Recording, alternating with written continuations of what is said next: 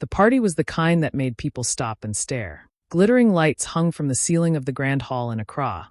The tables were dressed in gold and white, and music filled the air as waiters carried trays of champagne. Tay, celebrating his 45th birthday, stood tall in the center of it all, soaking in the admiration of friends, colleagues, and family. By his side was Ngozi, his wife, dressed in a beautiful emerald gown that shimmered under the lights.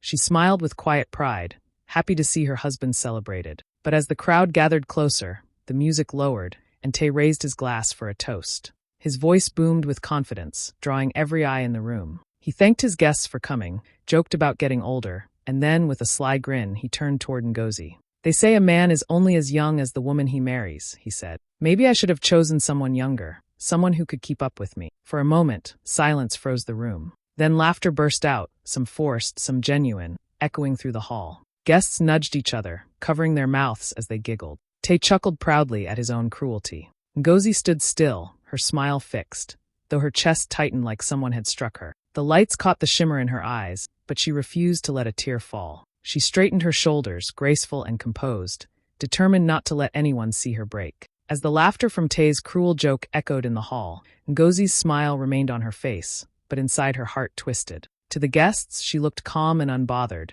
but behind that calmness lived years of sacrifice that no one in that glittering room could see. She remembered the early days of their marriage, when Tay had nothing but big dreams and empty pockets. Back then, it was Ngozi who believed in him more than he believed in himself. She sold her gold bracelets, the ones her mother gave her, just to raise money for his first business idea. She sold her wedding jewelry, one piece after another, until her box was bare, because she thought their future was worth more than diamonds. When bills piled up, she stayed up late with a calculator, cutting corners, sometimes skipping meals herself so Tay would never feel the sting of failure. She gave up her own career, too.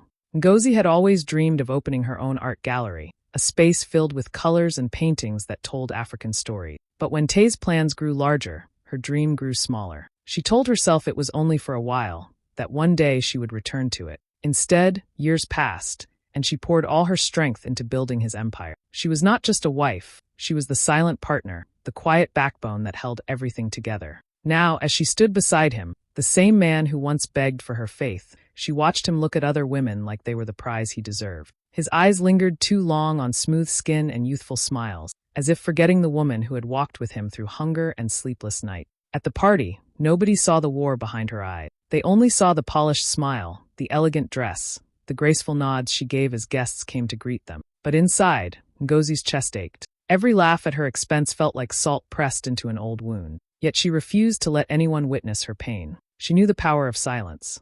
She knew the strength of patience. As Tay clinked glasses with friends and soaked in the attention, Ngozi's mind wandered back to the nights she worked alone at the dining table, writing letters to banks, filling forms, and convincing investors to take a chance on him. She thought of the times she prayed quietly, covering his failures and celebrating his wins as though they were her own. She had given everything, her youth, her dreams, her savings, even her peace of mind. And now, here she was, standing in a crowded hall, being laughed at because the man she built up had forgotten her worth. Ngozi swallowed her pain and lifted her chin. If only they knew the truth. If only they knew that her silence wasn't weakness. It was the calm before a storm no one saw coming. The music picked up again after Tay's toast, and the party carried on, but the sting of his words lingered in the air. Guests tried to move past the awkward moment, yet their eyes began to wander, and soon many of them noticed something else, something even more uncomfortable. Sitting just a little too close to the celebrant was a young woman in a sparkling red dress. Her name was Amira, introduced earlier by Tay as a family friend. But the way she leaned into him, her laughter spilling over at every small joke, made the title sound almost like a cover. Whenever Tay spoke, she tilted her head toward him, brushing his arm lightly as though they shared some private bond. People noticed. They always notice. Whispered conversations began at the tables. Women nudged one another with raised eyebrows. Men exchanged knowing looks, smirks playing on their lips.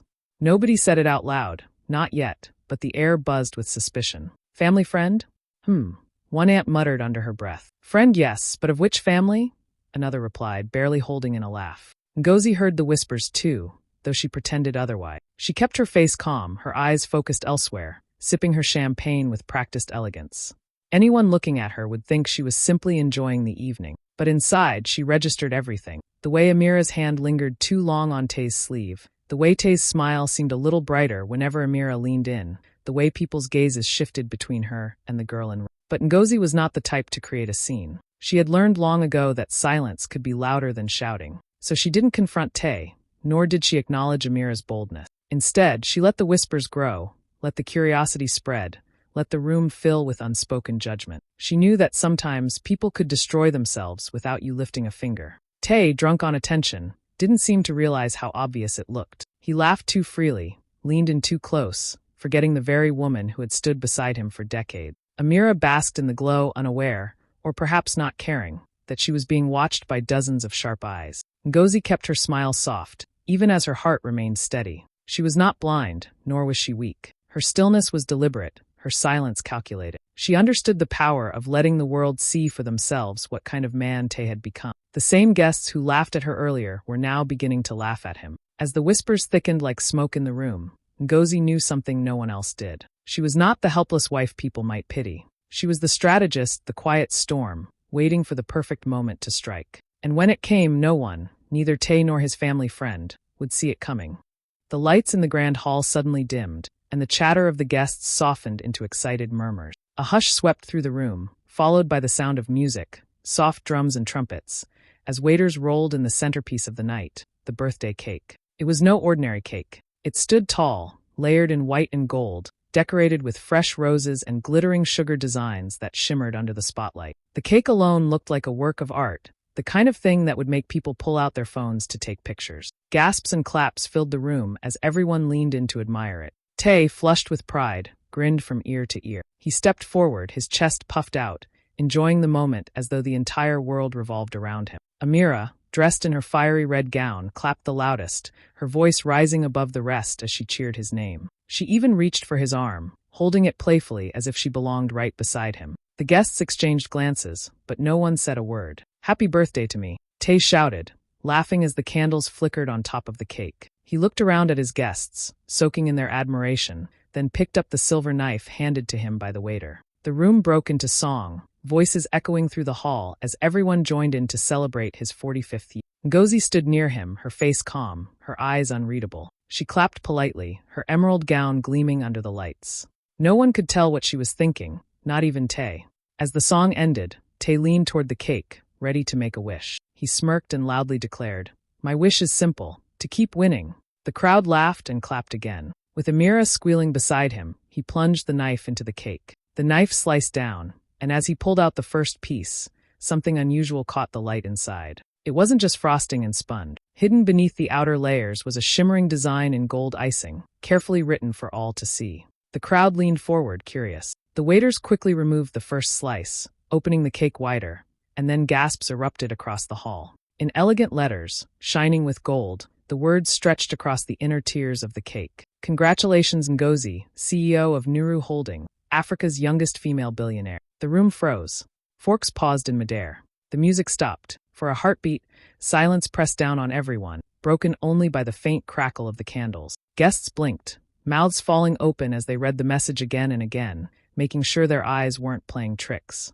Then the whispers started, like waves rolling across the room. Heads turned, not toward Tay, but toward Ngozi. Her lips curved into the smallest, most knowing smile. She hadn't said a word, but the cake had spoken for her. And in that moment, the hall no longer belonged to Tay. It belonged to her. The words on the cake glittered in the soft light, and for a moment the entire hall stood frozen. "Congratulations, Ngozi, CEO of Nuru Holdings, Africa's youngest female billionaire." The message was bold, beautiful, and undeniable. It wasn't a joke or a mistake. It was the truth carved into sugar and gold for everyone to see. Gasps rippled through the crowd like a wave. Guests leaned forward, squinting, whispering to one another in shock. Phones came out, flashes went off, and in seconds, the moment was being recorded, ready to spread far beyond the walls of the hall. The applause that had once belonged to Tay now shifted, almost unwillingly, toward Ngozi. All eyes turned to her. She stood tall, her emerald dress glowing under the lights, her face calm as though she had been waiting for this exact moment.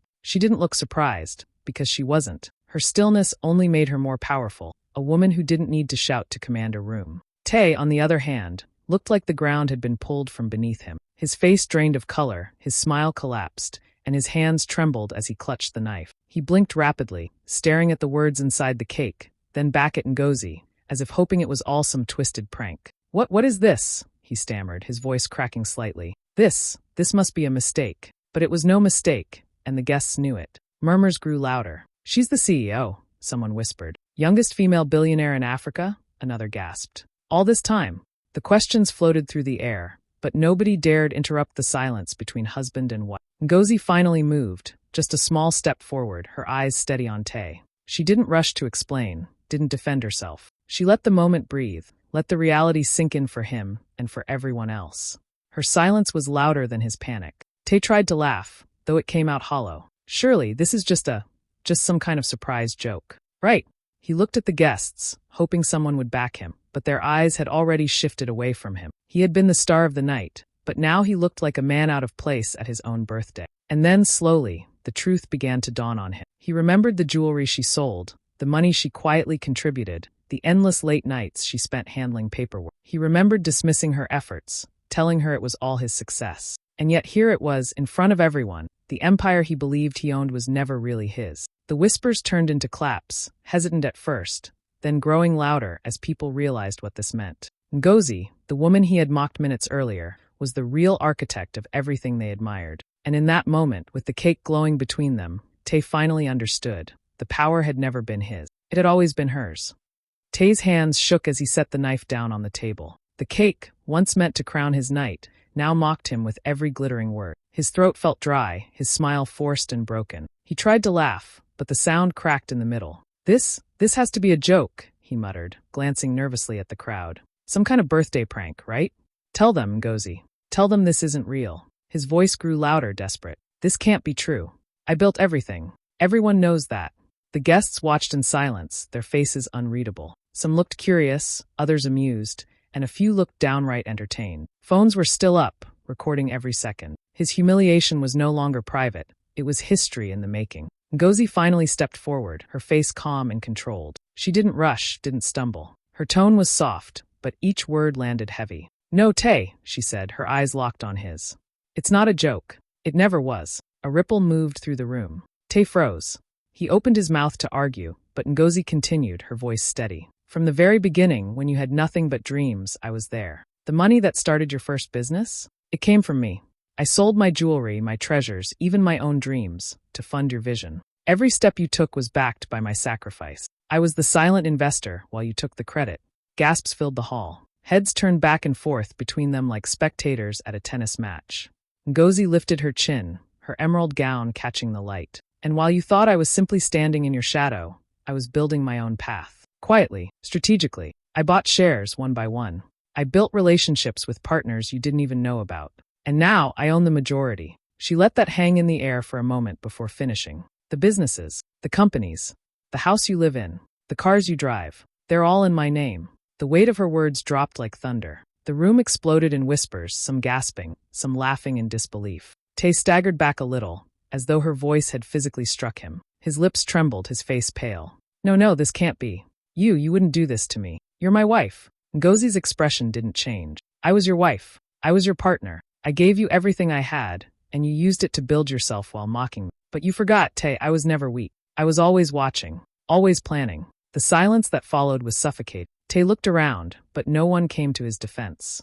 No one clapped for him anymore. His guests, his so-called friends, now stared at Ngozi with admiration, their respect shifting entirely toward her. And in that moment, Tay realized the cruelest truth of all. He had not only lost control of his empire, he had lost the room, the respect, and the very woman who made him who he was. The tension in the hall was so thick that even the music had died down. Tay stood frozen, his face pale, his chest rising and falling as though he had run a race he could never win. Just when it seemed the humiliation couldn't get worse, Amira, in her red dress, tried to break the silence with a high-pitched laugh. Oh, come on, she said, tossing her hair and clutching Tay's arm. This has to be some big dramatic surprise for the party, right? You people take things too seriously. She giggled again, louder this time, as if forcing the room to believe her. But no one laughed with her. Eyes darted between her and Ngozi, waiting to see what the wife would say.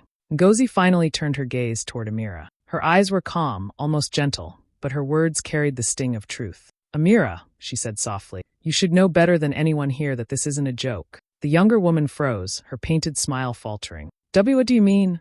She stammered, still clinging to Tay's sleeve. Ngozi's lips curved into a faint smile. The apartment you live in, the car you drive, the vacations you post online, the designer bags you show off at parties. She paused, her voice steady but sharp. Every single one of them was funded by me, not Tay.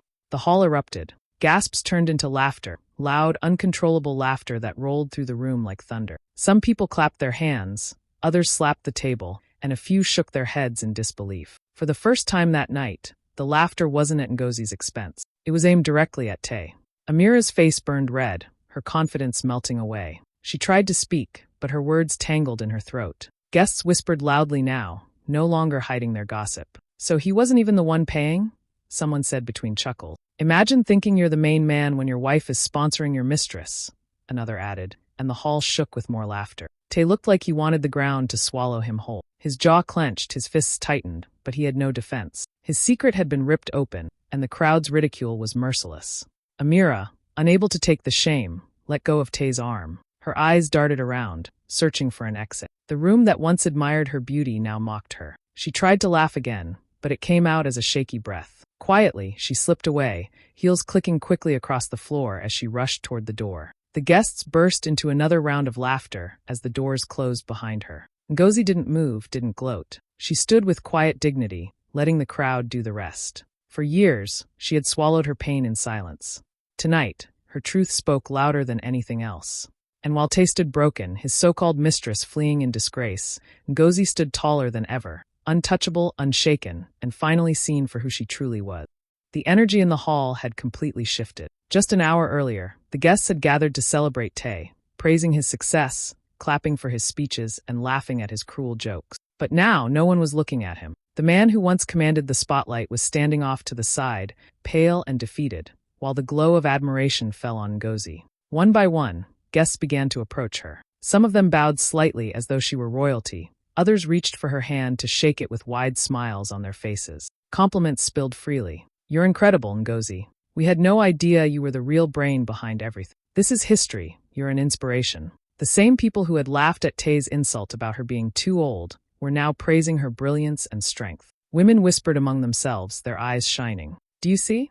She carried him all these years, and still he dared to mock her," one said. "She's not just a wife, she's a queen," another added. Even the men, many of whom once admired Tay's arrogance, now shook their heads at him and raised their glasses to Ngozi instead. Tay watched helplessly as his carefully built image crumbled before his eyes. The respect he had soaked in for years was no longer his. Every smile, every cheer, every flash of a camera belonged to his wife, the same woman he had publicly ridiculed not long ago. His ego, once so inflated, seemed to shrink with every laugh that echoed at his expense. What hurt him most wasn't just the shift in loyalty. It was the fact that people were leaving his birthday party to congratulate her. Instead of lining up to toast the birthday boy, they clustered around Ngozi, taking photos with her, asking her questions, treating her like the true guest of honor. A few even walked straight past Tay without so much as a glance, as though he were invisible in his own celebration. The waiters, too, seemed to pick up on the change. Trays of champagne circled more often around Ngozi's side of the room,